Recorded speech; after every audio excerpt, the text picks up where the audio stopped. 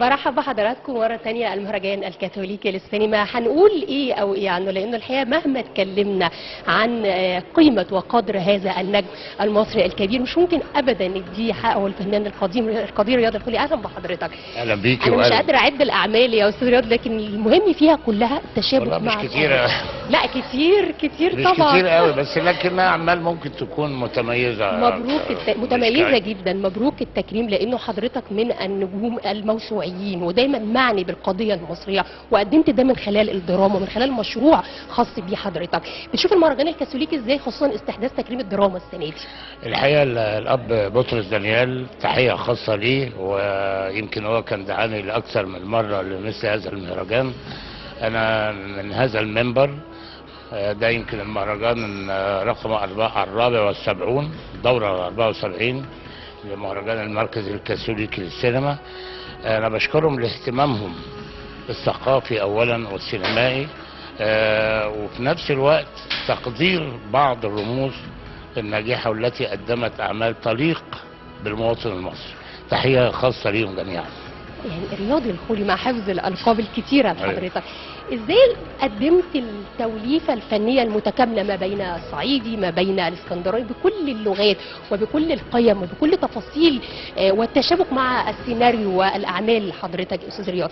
يعني بتشوف انه على مدار الرحله الطويله دي، لو النهارده هتقدم رساله للجيل الجديد اللي بيقدموا ربما بعض الاعمال الصعيديه بلهجه مختلفه، يعني تقول لهم ايه النهارده من خلال مسيره حضرتك؟ بص، هو اي فنان لازم يشتغل على نفسه، صحيح، ويثقف نفسه، ويبقى مدرك الابعاد الدراميه للدور المنوط به. صحيح. يعني ايه بيشتغل، عايش في انهي بيئه، البعد المادي، البعد الاجتماعي، يذاكر. وطبعا المواهب متفاوته، بس انا رايي ان المجتهد له قدر ونصيب من النجاح جيد جدا. ان الله لا يضيع اجر من احسن عمل. هتحسن عملك ربنا هيكافئك بصدق. انا رايي ان اي حاجه بتعمليها في حياتك تعمليها بصدق. صحيح. والله العظيم هتلاقي الحكايه سهله قوي ولذيذه قوي وجميله قوي دون تزييف ودون كذب. لو احنا اتبعنا هذا المنهج حتى في حياتنا الخاصه هنرتاح جدا جدا جدا. ليه نكذب؟ ليه نتجمل؟ ما نخلينا صادقين مع انفسنا ومع ما نقدمه. ان الله لا يضيع اجر من احسن عمل. العمالقه في الدراما المصريه حضرتك اشتغلتي معاهم كلهم يعني باحماء، وبالتالي نقدر نقول هم كانوا محظوظين وحضرتك كنت محظوظ، لانه الدراما المصريه تاريخ ثري جدا استاذ رياض.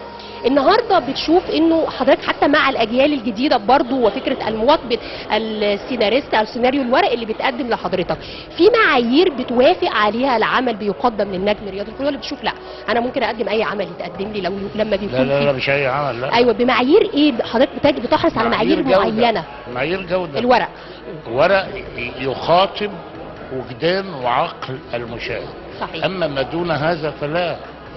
وانا يمكن مش عايز اقول انا كتير، يعني انا برجع شغل كتير جدا. صحيح. جدا صحيح. لا يتفق مع فكري. يعني انا راجل مضيع عمري في شغل كتب، مهتم مهموم بقضايا الوطن، بقضايا الناس. ده كل ما يشغلني في حياتي يعني. فلا بد ان ما نقدمه جميعا يحترم البني ادم، بعيدا عن السفه، بعيدا عن الاسفاف، بعيدا عن الضحك على الدقون، بعيدا عن اعمال شبه مترديه لا تضيف، يعني ما فيهاش قيمه مضافه. صحيح. الفن لابد يبقى فيه قيمه مضافه. صحيح. حتى لو كوميدي، حتى صحيح. لو بيضحك. انا بضحكه، يعني الريحاني ما كان بيضحكنا بنضحك، اسماعيل نسيب كنا بنضحك، فؤاد المهندس، مدبولي، دون اسفاف. صحيح. دون اسفاف. الاعمال لابد ان تكون على هذا المستوى. اما بالنسبه للجيل الجديد اقول لك والله انا كنت بحكم في مهرجان المسرح المصري. ده حقيقي. وشفت 43 عرض مسرحي بكلهم شباب. اقول لك حاجه، شيء مبشر ورائع وجيد على كل المستويات، سواء كان تمثيل او تاليف او اخراج او بعض العناصر العرض الاخرى. نعم. لا، المقوله الشهيره اللي احنا اتربينا عليها، مصر ولاده معين لا ينظر. تفاءلي خيرا. مبروك مرة مبروك تانية، ليك. منور المهرجان. ان احنا بنتكلم عن تكريم عدد كبير من المبدعين النهارده، وحضرتك يعني اضافة لتكريم المهرجان الكاثوليكي للسينما. أشكرك نورت يا جداً. استاذ. شكرا. شكراً. لسه مكملين مع حضراتكم متابعة لفعاليات المهرجان، خليكم معانا.